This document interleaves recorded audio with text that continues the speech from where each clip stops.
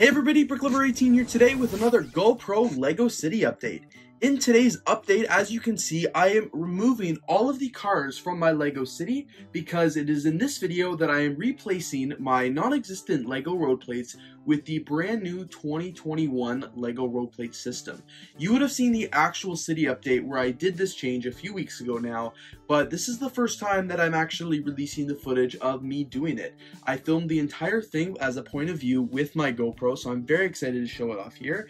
As you can see in these last few clips, I've just been removing all of the different cars from the Lego City, and now I'm actually getting ready to remove some of the buildings because, as you know, the entire layout kind of changed when I added in these new road plates. Right now I'm just kind of testing it out to see how the road plates will fit into the city, how many I need, what the alignment is, and all that great stuff. It was actually a lot of fun doing this project because I didn't really know exactly what I needed. I didn't have a completely scale city for these road plates. They didn't fit perfectly like you're seeing it with Tile Square. I got to play around with it and really experiment, which I think was honestly a pretty rewarding experience. I know from experience, and now that this video has been filmed, how much I love the look of these Lego road plates, and I genuinely think you will too. So that's why I'm really excited to show you what the final product looks like. As you can see throughout this video, the most complicated part was definitely Tile Square, because as you can see, it's not a square even, it's more like a couple different shapes put together there, and I really had to do some configuring around to see how I could best fit these brand new base plates in, because they're exactly 16 by 16 each, and Tile Square was anything but. So as you can see, I'm doing quite a lot of playing around here, just shifting things, shifting all the Duplo bricks, and really trying to figure out exactly how to do it. I was just playing around with it quite a bit, moving the modular buildings around, experimenting with where crosswalks could go, taking them in, taking them out. So much just experimentation because I honestly had no idea what to do. It was hard because I had enough space to fit everything in there without crosswalks, but then of course not having crosswalks in a major intersection like that is not really gonna work. So as you can see, once I got a rough layout of Tile Square, I began to replace some of the modular buildings. I originally thought the Grand Emporium could go right up to the road, but you'll soon see that I realized that wasn't possible because it just gave way too much of a gap onto the other side. Here I am in front of Brick's Tower, also putting the road plates in, trying to see exactly how much I will be able to get it. It was at that point that I decided that I was going to have a crosswalk there because it was unrealistic not to, and I realized I was just going to make a custom thing to go along with it. I didn't realize I would tile this back area here as well, but as you can see, I did have enough plates to do so.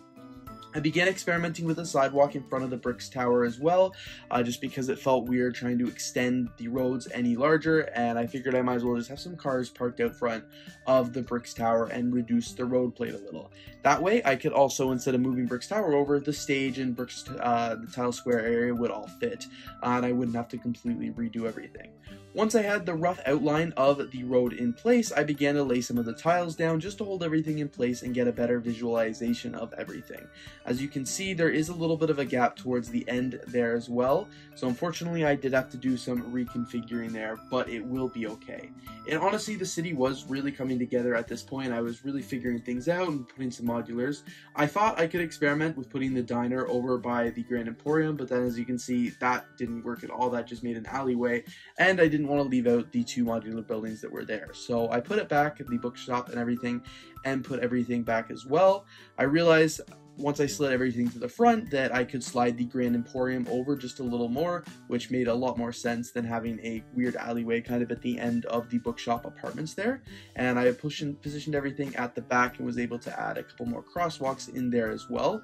And as you can see, that's when I moved all the Grand Emporium like that over and was able to build another parking lot right in front of it. But I obviously haven't built it yet at the time of this video.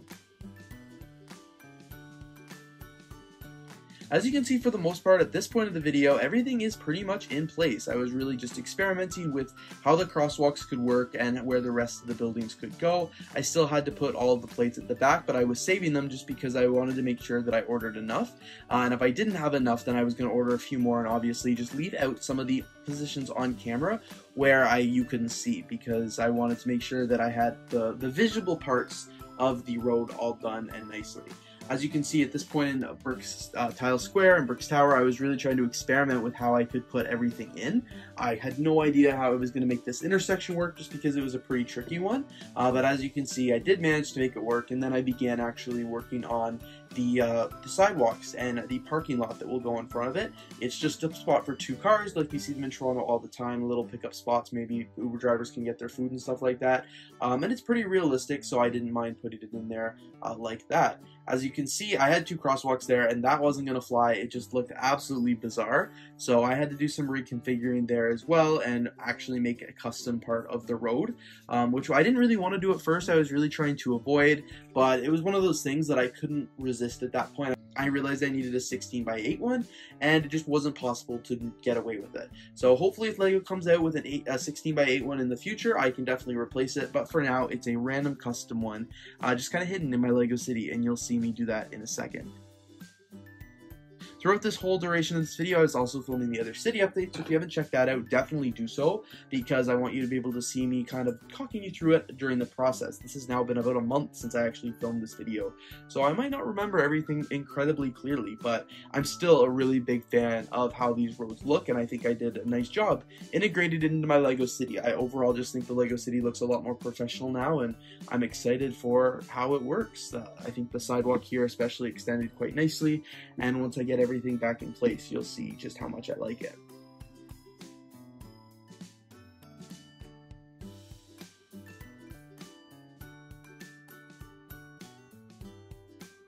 I had to do some reconfiguring here of the sidewalk just because I wanted to add some lines in there for the minifigures and cars to be able to park versus just having a random parking spot. As you can see, I kind of made them off center. The one in the middle is way too small compared to the others, but at this point I just didn't really care, and I actually put 2 long vehicles over top of it so you can't even really see the lines anymore, but at least they're there in spirit. Overall, once I got everything as you can see, I've added the plate and started to tile up the custom area. I think the city looks pretty good at this point. Obviously, there's lots of holes in it because I had to add the rest of the 2x4 tiles, but once again, I was just making sure I could wait and see and try and add them all towards the end because I wanted to make sure that I didn't have to remove them a whole bunch throughout the video and, you know, replace the lines and things like that. And of course, I also wanted to prioritize the different parts of the city that I show on camera the most, starting with Tile Square because that's the focal point of the city, and then moving along the very front, and then of course to the back because it was really important for me to fix up the front where it's on camera, and then the places that you don't see on camera very often can be a little bit more ghetto, just like in the real world. But as you can see, did a lot of work there, began tiling back there as well because I realized I was going to have more than enough tiles, which I think was good. I'm glad LEGO included it because they certainly didn't include enough of the 1x4 tiles. If you can remember in my city update, I was complaining about that because I don't have nearly enough. But the city, honestly, at this point was looking pretty good. I obviously found the most difficult part of it to be the tile square, just because it's such a weird and unique shape. But as you can see, once I managed to get it in there, it did look pretty good. I think I managed to tie it in quite nicely, and then once all the tiles are in as well, you honestly can't tell that it looks too sketchy or it looks too ghetto, because I wanted to make that big square in the middle of the city that's a focal point and everything like that, and I'm excited that I managed to do it. I also tried to continue the road at the very back here without wasting too many, but of course I just wanted to get it so you could see it on camera. And then of course I had to tile up the custom part of the city. I always have cars over it because you can kind of tell that it's custom and that they're just tiles versus one big plate, so it did look a little weird in the right lighting, but honestly, once again, it's okay because I just wanted to make it look good and I just wanted to have this uniform look across the city. I'm a big fan of these LEGO base plates overall. I really didn't think I was going to be when I first saw the set come out. I'm like, this is something so stupid, like why would anybody ever want this? And then the more I looked at it, I was like, wow, this is actually pretty modular versus the other LEGO base plates that LEGO made. They're not that modular. Like, you can only put them in a 32x32 area, where here you could make it, 16x16, you could make it 32x32. Heck, you could put 2 of them together and make or 4 of them together and make a big highway, and it would look normal and it would look okay. So I'm really glad that LEGO did come out with these base plates, these new road plates, just because I think they add a really unique aspect to the LEGO cities that most of us definitely needed. Towards the end of this video here, as you can see, once I realized everything was in place and I was good to go, I began tiling everything up with the center road lines. That overall just tied the city together even more. I did have to do some reconfiguring here because, as you can see, roads can't actually have a T like I made it, so I had to stop some tiles because I didn't have enough crosswalks, but that's okay because not all intersections have crosswalks. And I just did the most I can to obviously get everything in there and remove some of the bad tiles, because even like you saw in that intersection, there was a line in the middle of the intersection, which absolutely makes no sense. Once I was able to tile up the back and all of the sides here, that's when I also just began putting in some of the 1x4 plates, just to get everything in place and make everything look good. Of course, I did have to do a few reconfigurations as well, but it was honestly nothing major and still looked really, really good. So anyway, thanks everybody so much for watching this video. I really hope you enjoyed the GoPro point of view city update. I definitely plan to do more GoPro videos like this because you always seem to enjoy them, and honestly, I love watching them back, seeing exactly how I work in my Lego city. I think it's pretty cool and pretty entertaining. But anyway, thanks again so much for watching this video. If you did enjoy, please don't forget to leave a like, comment, and of course subscribe, and don't forget to check out my other city updates.